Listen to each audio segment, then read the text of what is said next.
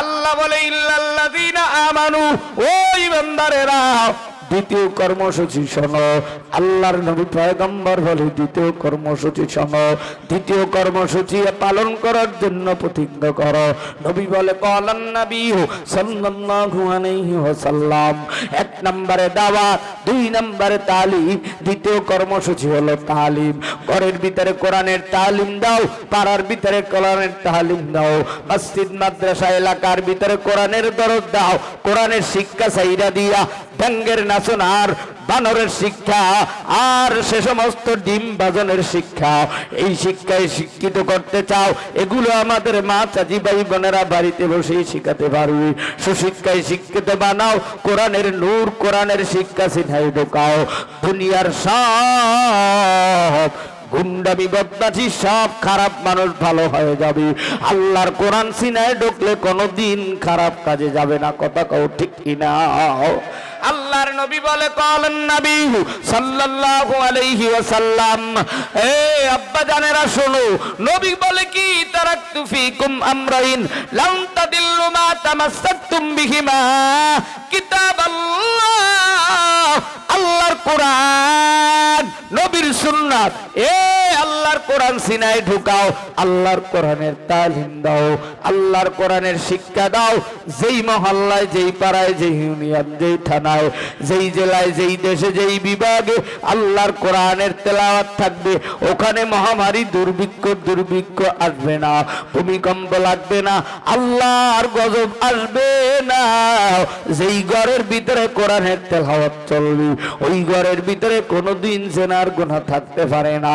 আল্লাহর নবী পয়গম্বর বলে ক্বালান নবী সাল্লাল্লাহু আলাইহি ওয়াসাল্লাম, তৃতীয় কর্মসূচি আত্মশুদ্ধি যারা করতে চাও, নবী আমার বলেন ক্বালান নবী সাল্লাল্লাহু আলাইহি ওয়াসাল্লাম, বুনিয়াল ইসলামু আলা খামসিন শাহাদাতি আল্লা ইলাহা ইল্লাল্লাহ ওয়া ইকামিস সালাহ ওয়া ইতাইজ যাকাত আল হজ্জ ওয়া সাওম রমাদান। আল্লাহর নবী বলে তোমরা যদি আত্মশুদ্ধি করতে চাও, কালিমা পড়েছো, তওবা করেছো, সালাম দেওয়া শুরু করেছো, কোরআন পড়া সুন্দর করে শুদ্ধ করতে শুরু করেছো, নবীর সুন্নাত জিন্দা করতেছো, এবার বলে তোমরা যদি আত্মশুদ্ধি করতে চাও, আলা ওয়াহিয়াল কলব নামের গোস্ত টুকরা যদি পাক পবিত্র বানাইতে চাও, এই কলবের ভিতরে আমল, নেক আমল জমা হয়, সেখানের ভিতরে একটা আলো জমা হয়। একটা আলোর নাম হলো নূরে জালালিয়াত, আর একটা হলো নূরে জামালিয়াত। সূর্যের সাথে নূরে জামালিয়াত, নূরে জালালিয়াতের কথা বলা হয়। চন্দ্রের সাথে নূরে জালালিয়াত, আর একটা হলো নূরে জামালিয়াত। চন্দ্রের সাথে নূরে জামালিয়াতের কথা বলা হয়। তুমি আমি আমল করার কারণে কলবের ভিতরে একটা আলো জমা হয়।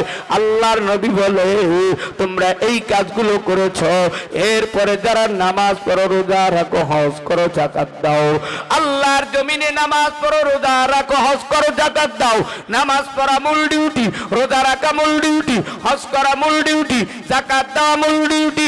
এরে মুমিন মুসলমান এখন আর ইশরাক নামাজ পড়ে না, আওয়াবিন নামাজের কাছেও যায় না, শাস্ত্রের নামাজ কি তা জানে না, তাহাজ্জুদ নামাজ পড়তে গেলে ভয় পায়, রমজানের রোজা রাখে না, গ্যাস্ট্রিক বলে নিজেকে কাটায় দেয়, রমজানের রোজার পরে 6 রোজা, সোমবার বৃহস্পতিবার নবীজির মতো রোজা রাখো, নফল রোজা, এটাও জানে না। হজ করার পরে আবার নফল, উমরা হজ করো, এগুলো হলো ওভার ডিউটি।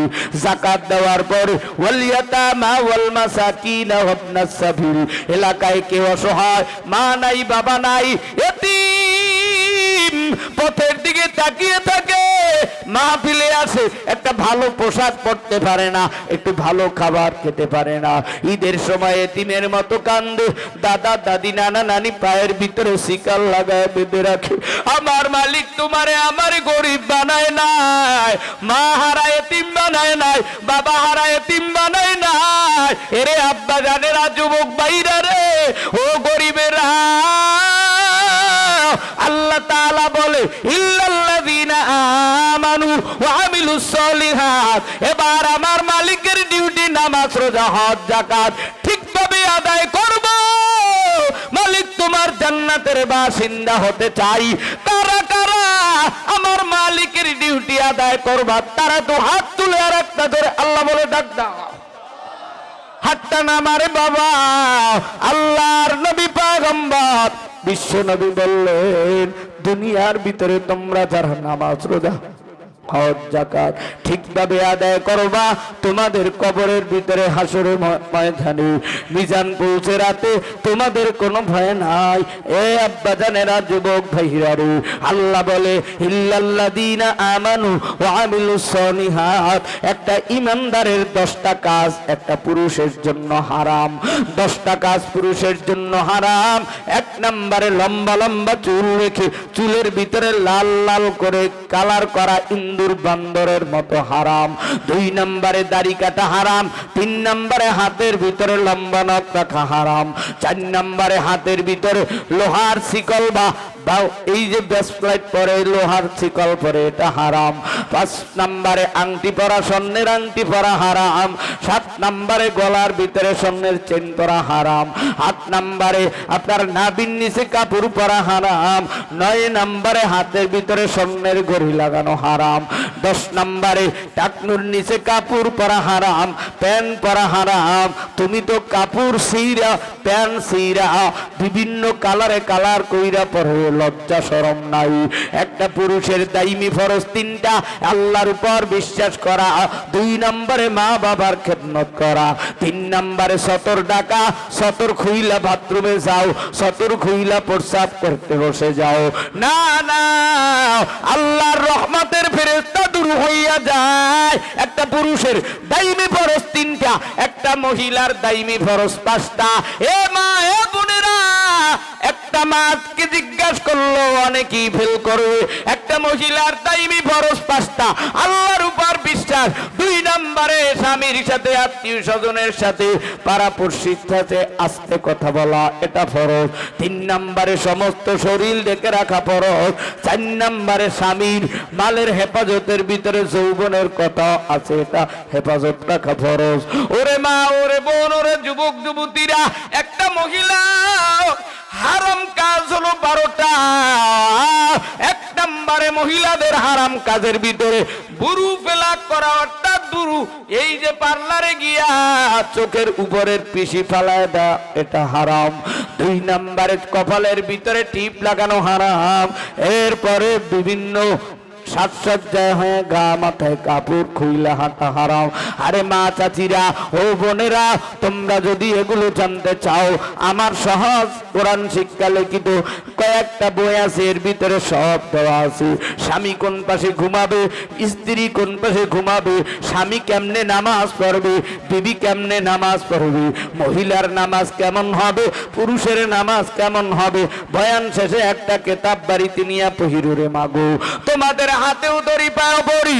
এই স্বামীর বাড়িতে জালনার কিনারে নামাজের পাটিতে বসে আল্লাহর কাছে গুনগুনায়া কাঁদো আর বলো, মালিক, মাকে হারাইলাম, বাবাকে হারাইলাম, এতিমের মতো চোখের পানি ফেলে কান্না করো। আল্লাহ বলে, পৃথিবীর সব হক আদায় করেছো। আল্লাহ বলে, মায়ের হক, বাবার হক, মায়ের হক আদায় করল না, বাবার হক আদায় করল না। বাবাই মানুষের বাড়ি কাজ করিয়া তোমার জামা কাপড়ের সব খানা দানার অ্যারেঞ্জমেন্ট করলো। তোমার মা মানুষের বাড়ি কাজ করিয়া তোমার জন্য ফ্যান খাইয়া দুধ বানাইলো। এই দুধ তোমারে আমারে মা পান করাইলো। আজকে মাকে বৃদ্ধাশ্রমে পাঠিয়ে দিলা, আজকে বাবাকে বৃদ্ধাশ্রমে ছেড়ে দিলা। এই শীতের ভিতরে নিজের আপন বিবিকে আপন করে নিলা, মাকে দূরে সরাই দিলা।